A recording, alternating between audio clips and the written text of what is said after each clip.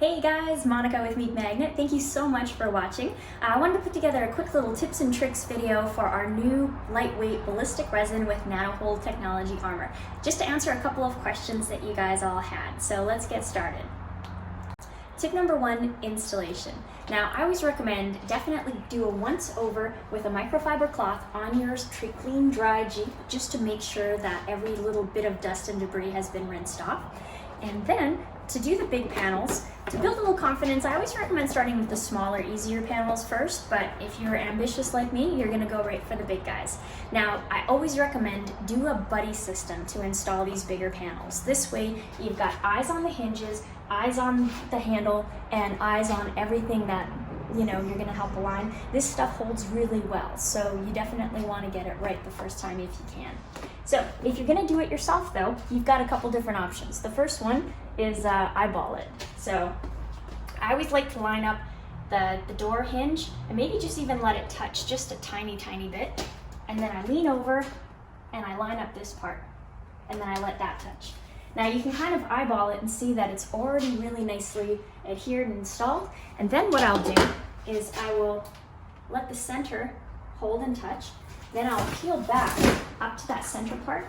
And then I use the microfiber cloth again in a sweeping up and down motion to get all of the air bubbles out of the piece of armor. Once I do this part here, just kind of go over it one more time. Then I'll do this side. So now I will peel back this side, and it's always really important when you're peeling back, you're applying equal pressure to the top and the bottom. Like I said, the hold is really good. You definitely don't want to cause creasing. So you'll pull it back to that halfway point again, and then a little further. There we go. And then now you'll rub it down again, pressing all of the air bubbles up.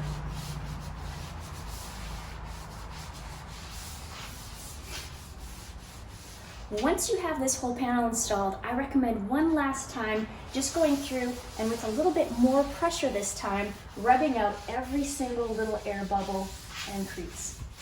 So installation tip number two for some of these smaller but more detailed panels, such as the front quarter panel. So on the passenger side, it makes it a little easier because once you thread the antenna through, it kind of holds it in place for you to line up the rest of it. On the driver's side, it's a little bit more tricky. So with some of these panels, I recommend trying to get as eye level as you can to some of the details and cutouts that you need to go around, and then just very delicately let the armor touch on just certain sections so it can kind of hold it for reference for you. So here's what I mean by that. So I'm gonna line up the trail badge as well as I can, and I'm gonna let the top just very delicately touch. And then I'm gonna outline the Jeep part. Now, because I've moved this just a slightly bit over, I'm gonna peel this back.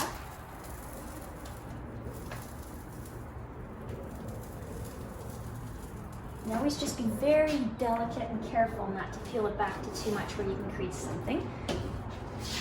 And once I have the Jeep letters lined up, now I'm actually going to press the rest of the panel onto the vehicle, making sure everything lines up. And all the air bubbles are up, just like that. Here's a pro tip for installation. If you are going to be installing your armor by yourself, this is what I recommend for the larger panels. When you're first removing your armor from the nested material, instead of peeling out to separate the armor from the clear plastic backing, I actually recommend push it through to leave that plastic backing on the back of your armor.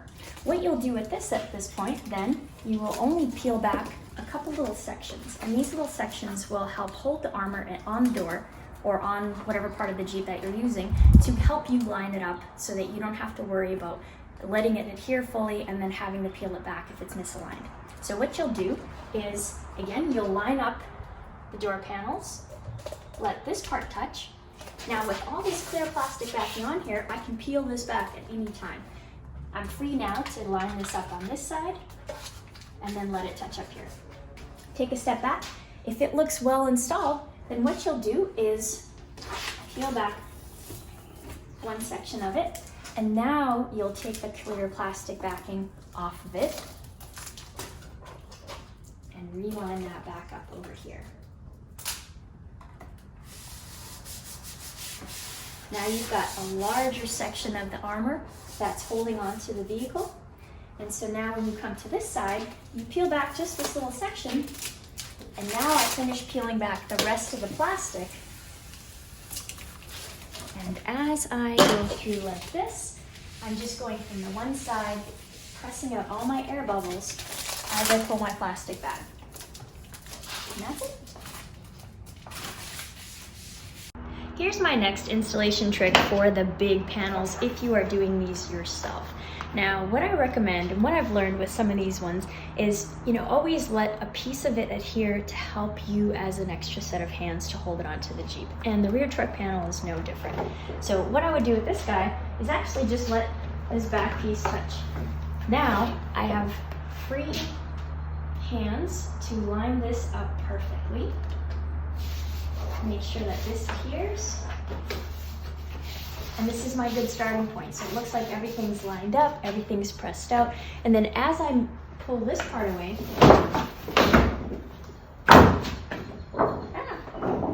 and move down the Jeep, I'll press out all of the air bubbles as I go. Now, as I'm working my way down to the back of the panel, it's really important that this part here is almost kind of high on the truck bed. The reason for that is once you get to the back, you'll find that if it's too low, this actually might be a little too low on the thing. So what you would do is you would peel this all back and then just make sure you angle from here just a little higher so you're running at the edge of this trim right before it bends. Once you have everything perfectly aligned and you've pressed the entire panel down to press out any and all air bubbles, definitely go over it once more just to make sure everything is nicely well bonded and perfectly aligned.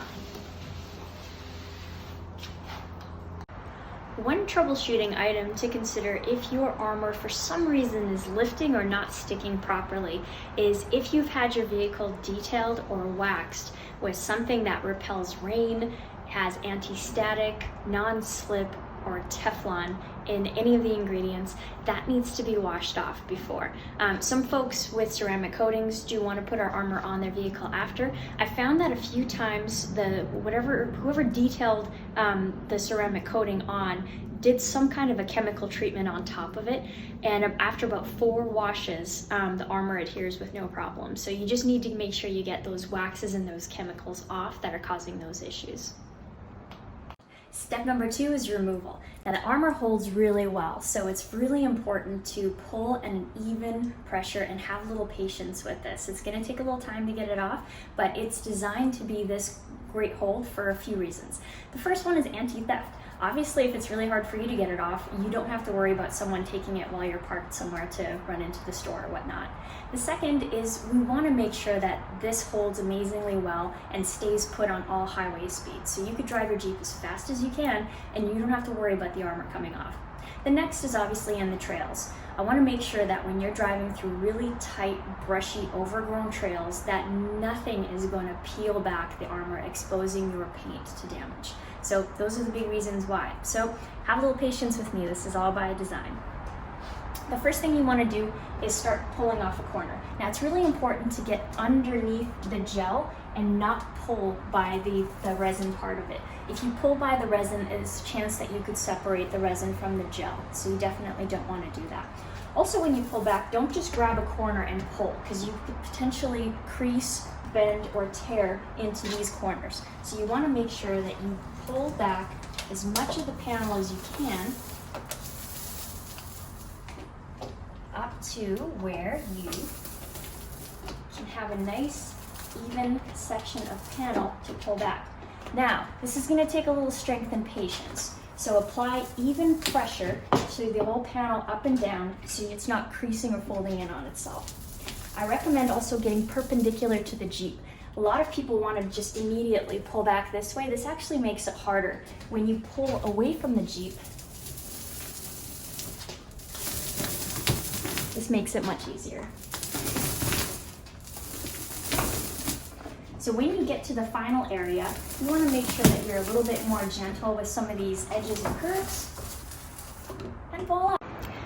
Now here's my tip for cleaning. I always recommend wash your armor before you put it away for storage. And all you need is water, and let it fully air dry before you put the clear glass lacquing on it. Now definitely, once you have a little water source and you start getting it wet, now you'll find that the gel part of the armor turns into a smooth plastic once it's been run under water for a few seconds. I use my fingers to really get into the corners and on the sides to get any brum, dirt, fingerprint oils, any of that stuff really well washed off before you do that. Now I'm going to let this air dry for a few minutes before I put it away. And finally, tip number 6, storage. You have a couple options for this. The first one is in your armor kit came an extra roll of clear plastic backing. Use that to cut to size and sandwich in between 2 mirrored panels. So for example, in between a driver's side and a passenger side front door, just like so. Stack all of the pairs of armor together and either slide it under something like a bed or maybe even in your garage where you park, just don't drive over top of it. The next option is we just launched the MEK Magnet carry bag. So it looks just like this. It's designed for the magnetic armor and also for up to the Gladiator sized for the new Nanohold technology armor. So we've got a lot more videos on that, but definitely check out our website for more details. Thank you so much for watching.